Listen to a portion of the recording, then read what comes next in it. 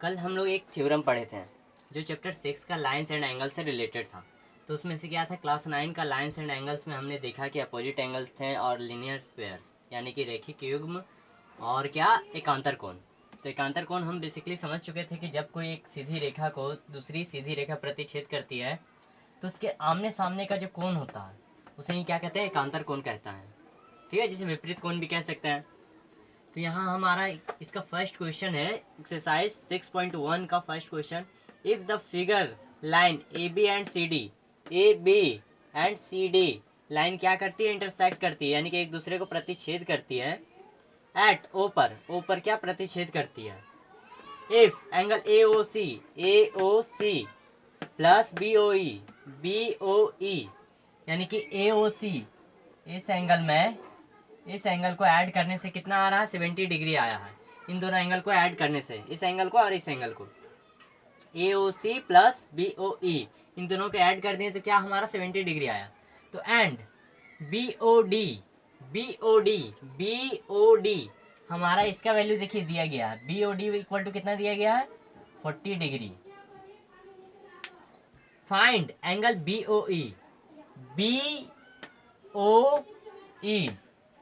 ओ E हमें क्या find करना है, जो B O E plus B हुआ है। Find angle B O E and reflex angle C O E. Reflex मतलब समझ जाते हैं कि रिफ्लेक्स सी ओ ई एंगल हमारा बोला गया, सी ओ ई एंगल तो लेंगे तो ये तो एंगल सी ओ ई हो गया। इसका रिफ्लेक्स क्या होगा, इसका जो बाकी बात जो एंगल बचा होगा सी ओ ई को लेस करने के बाद वो इसका रिफ्लेक्स कहलाया जाता है। यानी कि ये आपका यहाँ से यहाँ तक रिफ्लेक्स एंगल होगा। रिफ्लेक्स एंगल किसका होगा, सी ओ ई का। तो अब आते हैं, बेसिकली हम लोग आ जाते हैं कि गिवन क्या क्या दिया गया है। गिवन में हमारा है एंगल, फर्स्ट नंबर में angle B O D equal to 40 degree ये दिया गया है। Angle A O C plus angle B O E equal to 70 degree. इसके बाद कुछ भी नहीं दिया गया है। अब देखिए हमारा बी ओ डी, हम कल पढ़े थे कि अपोजिट एंगल्स होते हैं कि जब एक स्ट्रेट लाइन को अनदर लाइन इंटरसेक्ट करती है, यानी कि एक सीधी रेखा को जब दूसरी सीधी रेखा या प्रतिच्छेद करती है तो एकांतर कोण के आपस में बराबर होती है। यानी कि बी ओ डी का बराबर क्या हो जाएगा, सी ओ ए होगा। ये तो बेसिकली से हो ही जाएगा, तो ये दोनों आपस में पहले से इक्वल हो जाएगा। तो लिख देंगे angle B O D equal to angle A O C बराबर 40 डिग्री। क्यों, ब्रैकेट में अपोजिट एंगल होने के कारण ये क्या है, आपस में इक्वल होंगे। ए ओ सी और B O D opposite angle हो गए, यानी कि ये भी 40 डिग्री हमारा आ गया। 40 डिग्री ये भी क्या एंगल आ चुका है। ऑब्वियसली सी बात है, ये 40 आ गया है। उसके बाद दिया गया है A O C plus B O E equal to 70 degree दिया गया है। ये हमारा गिवन है, देख लीजिए। तो यहाँ ए ओ सी का वैल्यू पुट करिए तो बी ओ ई का निकल जाएगा। तो मान लीजिए इक्वेशन 1, इसे इक्वेशन 1 मान लेते हैं, ठीक है। तो यहाँ लिखिएगा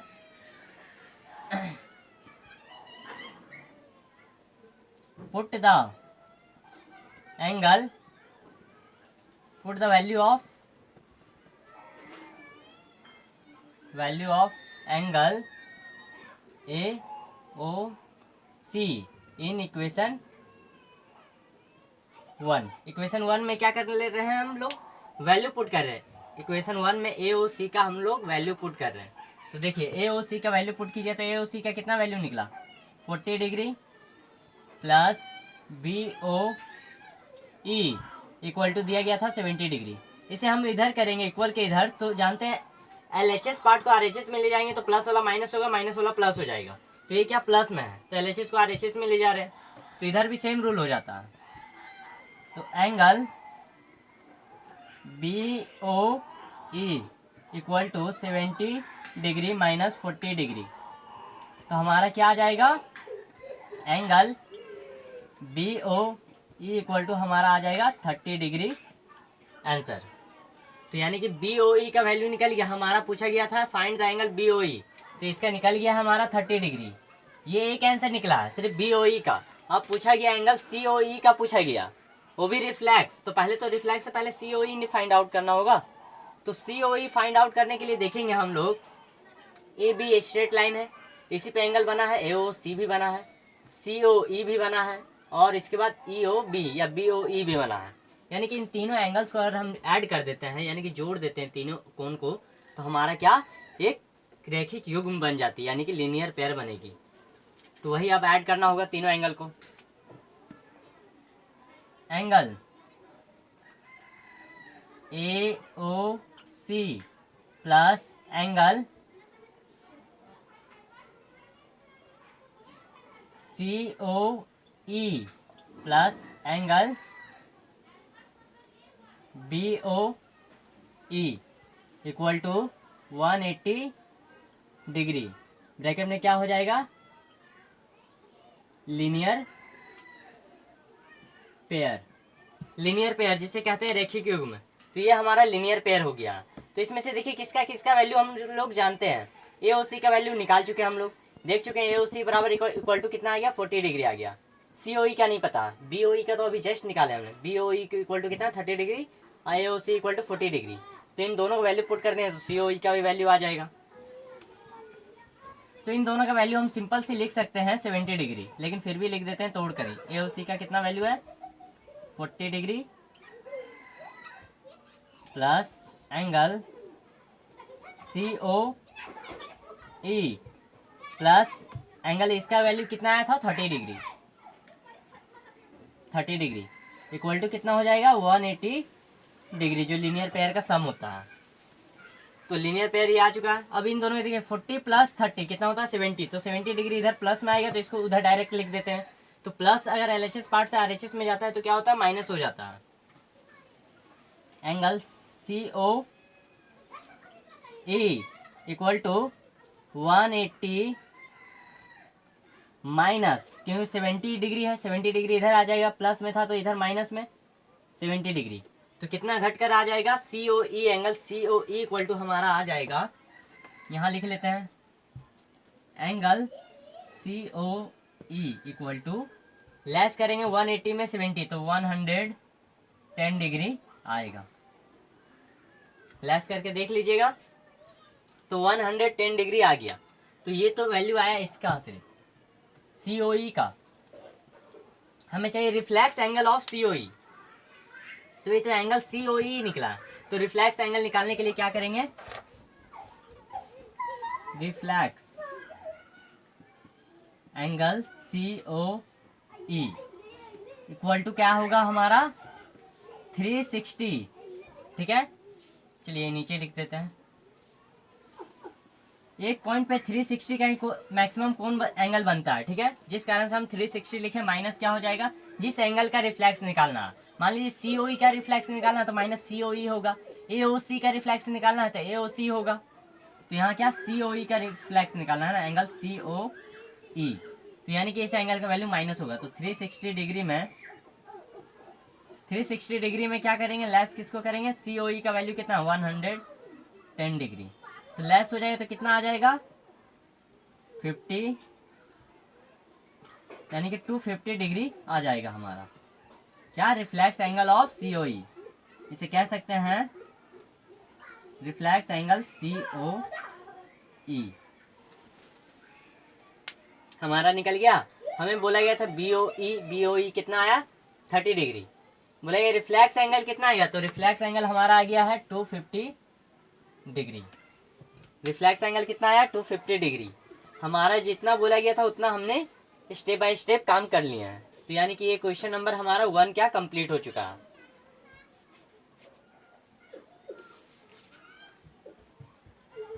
चलिए यहां तक समझ आ गया। अब नेक्स्ट क्वेश्चन देखते हैं।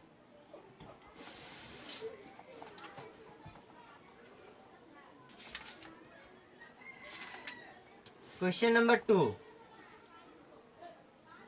क्वेश्चन नंबर 2 में दिया गया है ना फिगर में देख लीजिएगा, दिया गया है lines X Y and MN intersect कर रही है। X Y and MN intersect at O if POY equal to 90 degree and A is to B equal to 2:3। Find C, हमें सी को फाइंड करना है। चलिए यहाँ तक नोट कर लियो तो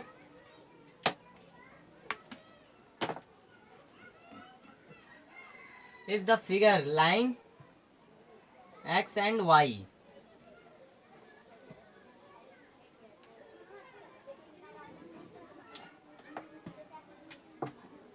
एक्स एंड वाई इंटरसेक्ट किसे कर रही है, एम एन को, and M N intersect at O angle if P O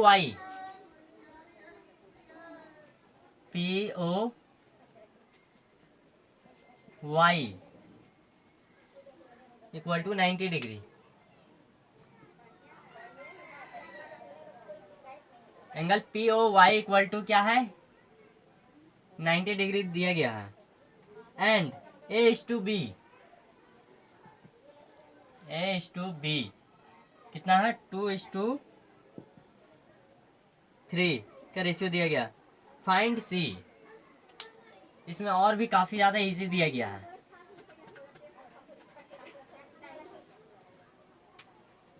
find angle C, यानी सी को फाइंड करना है। अब देख लीजिए यहाँ क्वेश्चन में क्या क्या बोला गया है।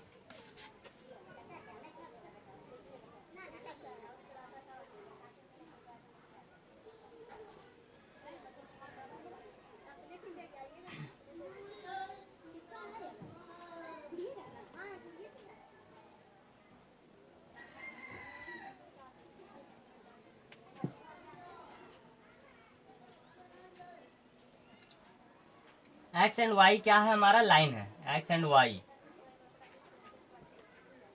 M N intersect, M N क्या करती है, इंटरसेक्ट करती है इसे। हमारा एम एन जो होगा वो इसे इंटरसेक्ट करेगी, इसे रेस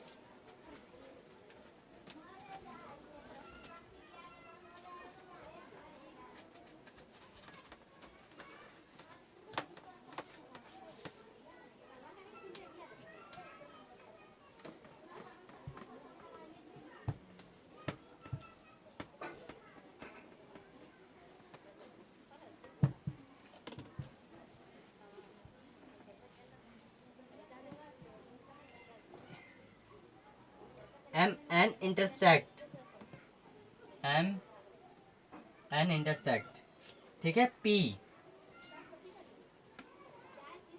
वाई, ये हो गया। और बोल दिया गया angle P O Y 90 degree, ये दे दिया गया गिवन। इसके बाद जो ये एंगल बना और ये एंगल बना है, इसका रेशियो दिया गया है। पहला ए है और दूसरा बी है। इसका रेशियो ए का कितना दिया गया है, ए का 2 है और इसका 3 है। इसके बाद पूछ रहा है ये एंगल जिसका नाम है सी, ये एंगल बताइए इसका वैल्यू क्या होगा। बस हमसे इतना ही पूछा गया है।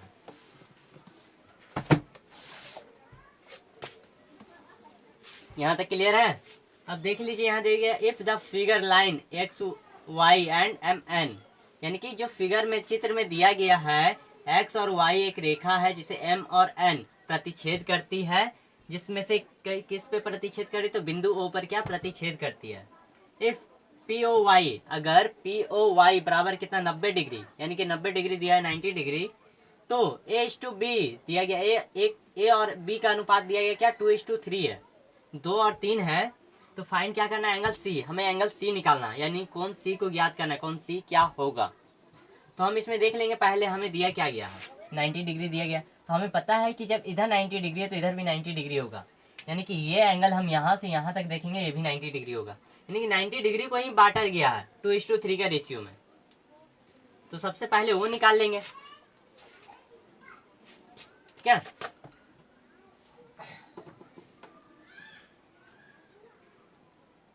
Angle P O X plus angle P O Y equal to 180 degree, जानते हैं ये क्या हो जाएगा, लीनियर पेयर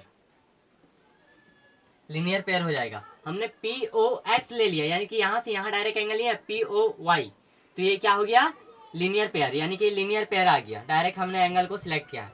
लिनियर पेयर आ जाने से क्या होगा 180 डिग्री। हमें पी ओ वाई का वैल्यू पता है, पी ओ एक्स का नहीं पता है, तो उसका भी निकल जाएगा हमारा। ऐसे हम लोग जानते हैं, लेकिन फिर भी क्या कर रहे हैं, इक्वेशन के थ्रू कर ले रहे हैं। तो क्या आ जाएगा हमारा, एंगल पी ओ एक्स नहीं पता है प्लस पी ओ वाई तो 90 डिग्री है 180 डिग्री, तो angle P O X equal to 180 degree minus 90 degree. Plus में था तो आर एच एस में आएगा तो माइनस हो जाएगा, तो angle P O X equal to क्या आ जाएगा हमारा 90 डिग्री। ये 90 डिग्री आ गया।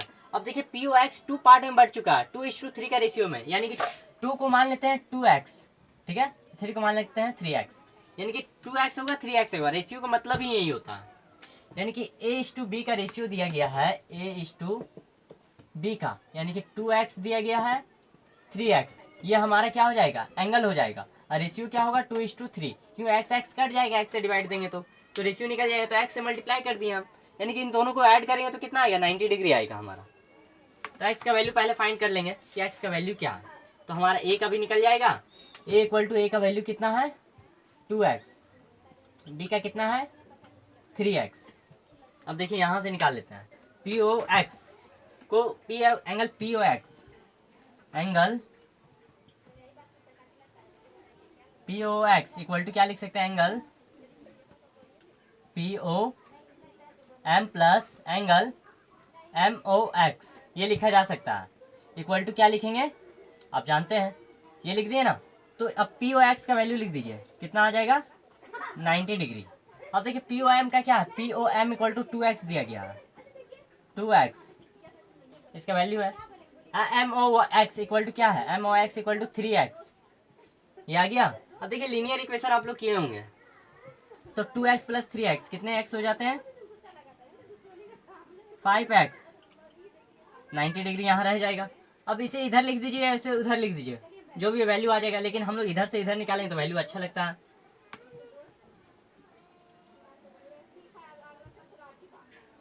x इक्वल टू क्या 90/5। अब देखिए मल्टीप्लाई में था तो मल्टीप्लाई को इधर ले जाएंगे तो डिवाइड हो जाएगा, ये आर एच एस से एल एच एस में जाएगा या एल एच एस से आर एच एस में जाएगा, तब ये क्या होगा मल्टीप्लाई डिवाइड हो जाएगा, डिवाइड क्या हो जाएगा मल्टीप्लाई हो जाएगा, तो ये मल्टीप्लाई में था इस कारण से क्या डिवाइड में आ गया। तो 5 से काटेंगे तो कितना आ जाएगा, 5 1 जा 5, हाथ में बच गया 4, तो 4, तो 5 8 जा 40, ये कितना डिग्री आ जाएगा 18। एक्स का वैल्यू कितना आ गया 18, ठीक है। तो अब हमारा ये तो x का वैल्यू आया ना, अब a का वैल्यू कितना आएगा, तो a का वैल्यू कितना आएगा देख लीजिए यहाँ, a का वैल्यू हमारा जो है 2 इंटू 18, 3 इंटू 18, तो 18 दूनी कितना होता है 36 डिग्री, ठीक है। ये अब 18 तिया कितना होगा 8 तिया 24 का 4, 3 एकम 3, 3 2 5, यानी 18 तिया 54 डिग्री आ गया हमारा, यानी कि ए का आंसर भी आ गया, बी का भी आ गया। ए का वैल्यू क्या आया हमारा, ए का वैल्यू आ गया है 36 डिग्री और बी का क्या है 54 डिग्री। तो हमें निकालना है क्या, एंगल सी निकालना है। तो इसके लिए हम इतना मेहनत क्यों किए हैं, क्योंकि इसलिए किए हैं क्योंकि ए का नहीं पता रहेगा तो हम एंगल सी भी नहीं निकाल सकते हैं। तो अब देखिए हमारा अकॉर्डिंग टू क्वेश्चन अब आ जाते हैं, अकॉर्डिंग टू क्वेश्चन। अब अकॉर्डिंग टू क्वेश्चन क्या कहा गया, हमें एंगल सी निकालना है, तो एंगल सी इक्वल टू क्या, कौन सा एंगल होगा, एंगल सी इक्वल टू होएगा, एंगल सी इक्वल टू हमारा हो जाएगा एंगल, इसे थोड़ा अच्छे से लिख देते हैं, angle X O N equal to angle M O Y, bracket में अपोजिट एंगल, ठीक है, अपोजिट एंगल, यानी कि ये एंगल नहीं है, angle X O Y N, X O N equal to M O Y, यानी कि यहाँ से इस एंगल को लिए 90 डिग्री को इग्नोर करके, तो ये एंगल और ये एंगल यहाँ से यहाँ तक, यहाँ से यहाँ तक ये एंगल क्या होगा आपस में इक्वल होगा, क्यों अपोजिट एंगल। तो अपोजिट एंगल ये है, तो इसका वैल्यू कितना हम निकाले थे अभी जस्ट निकाले 36 डिग्री, इसका 90 डिग्री दिया गया है, तो एम ओ वाई का वैल्यू निकाल लेंगे हम, तो एक्स ओ एन का भी निकल जाएगा, यानी कि C, angle C equal to क्या हो जाएगा हमारा, angle P O M plus P O Y. अब देखिए ब्रैकेट में रीजन भी तो लिखना होगा, ये क्यों होगा, एंगल सी इक्वल टू, तो एंगल सी इक्वल टू इसका होने का रीज़न यहाँ लिख देते हैं, angle M O Y equal to P O, angle P O M plus angle P O Y. काफ़ी ज़्यादा लेंदी हो गया, लेकिन हाँ ये इजी प्रोसेस में भी किया जा सकता है, लेकिन हम डिटेल्स में लिख दिए हैं। Angle M O Y equal to क्या होगा, दो पार्ट में बटा है, जो क्या होगा पी ओ एम या M O P P O Y, यानी कि इन दोनों को जोड़ देंगे तो हमारा क्या आ जाएगा, एम ओ वाई आ जाएगा। ठीक है, अब सबका वैल्यू दिया गया है। एंगल सी इक्वल टू अब क्या लिखेंगे, P O M equal to कितना आया था 36 डिग्री। अब पी ओ वाई तो गिवन में ही दिया गया है 90 डिग्री, तो 90 डिग्री में अब इन दोनों को ऐड कर देंगे तो कितना आ जाएगा, 90 में ऐड करेंगे 36 को तो 126 डिग्री आएगा, 126 डिग्री। ये हमारा आ गया आंसर। एंगल सी का वैल्यू क्या आया, 126 डिग्री।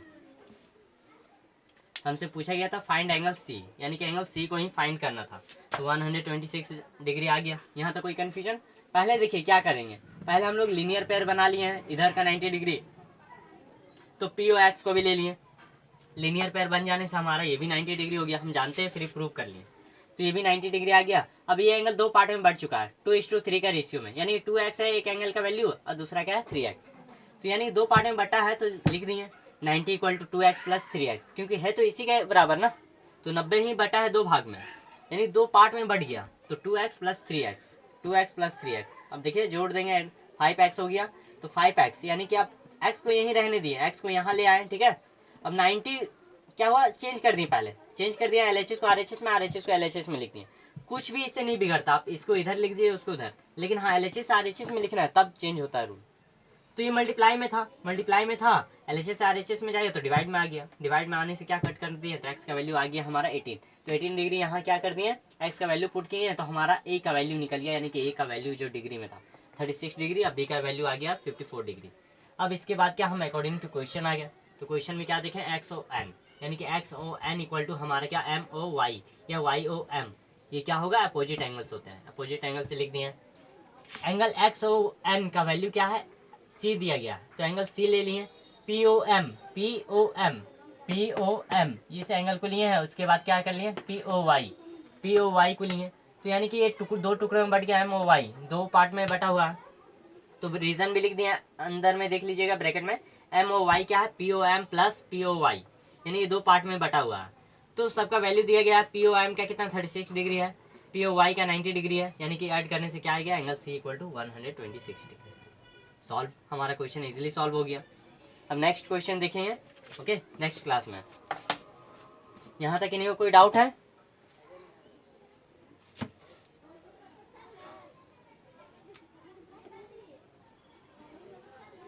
सबसे पहले क्वेश्चन को बनाने से पहले थ्योरम को कम से कम 2 से 3 4 5 बार एकदम अच्छे से खुद से बनाने की कोशिश कीजिए, प्रैक्टिस करने की कोशिश कीजिए कि क्वेश्चन क्या है, कौन सा एंगल अल्टरनेट होगा, कौन सा अपोजिट होगा। यहाँ तो अल्टरनेट एंगल नहीं आएगा, लेकिन अपोजिट एंगल्स आएंगे। लीनियर पेयर्स कितने बनेंगे, कौन कौन सा एंगल को सिलेक्ट करने से बनेंगे, तो देख लीजिएगा लीनियर पेयर्स इसमें हमेशा 4 ही आएंगे, तो ये ध्यान रखिए कौन कौन से एंगल्स को ऐड करने से लीनियर पेयर बनेगा, तो ये सब थ्योरम कर लेना अच्छे से। ठीक है, नेक्स्ट क्लास